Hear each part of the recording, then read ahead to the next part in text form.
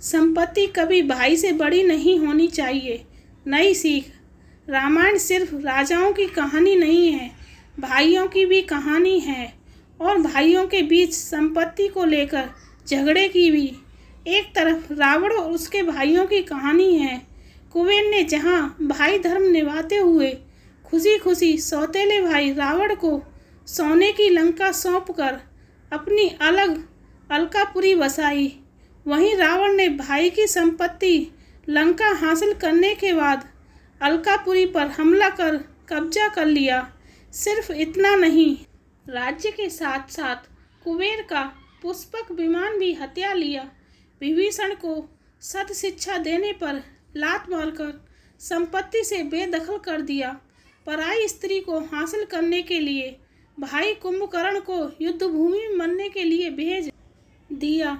दूसरी तरफ बाली है, जिसने न केवल सगे भाई सुग्रीव को राज्य से निकाला, बल्कि उसकी हत्या करने का भी प्रयास किया। उसकी पत्नी तारा को भी हत्या लिया। रावण और बाली दोनों ने भ्राता धर्म का पालन नहीं किया। तीसरी तरफ श्री राम हैं, जिन्होंने पिता की इच्छा पर संपत्ति पर अधिकार छोड़ दिया। न सिर्फ बन जाना स्वीकार किया, बल्कि छोटे भाई भरत को सत्ता सौंप दी।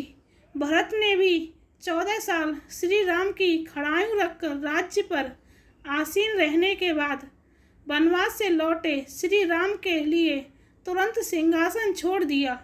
लक्ष्मण चाहते तो राज्य में ही रुककर सुख सुविधाएं भोग सकते थे, राज्य को हथियाने के लिए साजिशें कर सकते थे, लेकिन उन्होंने अपने बड़े भाई की सेवा के लिए बन जाना चुना। न सिर्फ बन गए, बल्कि युद्ध भूमि में मौत के मुंह तक चले गए। श्री राम ने ज्येष्ठ भ्राता धर्म निभाया, इसलिए उनके अनुजों ने भी अपना धर्म निभाया। रावण और बाली ने भाइयों के ऊपर संपत्ति को प्राथमिकता दी, इसलिए विभीषण और सुग्रीव ने अपने भाइयों के खिलाफ श्री राम का साथ और सहयोग लिया और राजा बने।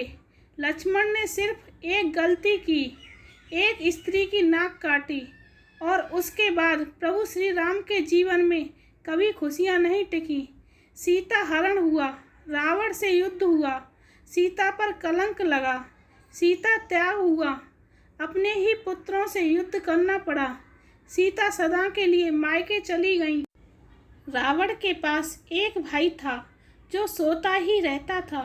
श्री राम के पास एक भाई था जो सोता ही नहीं था। That's what made the difference।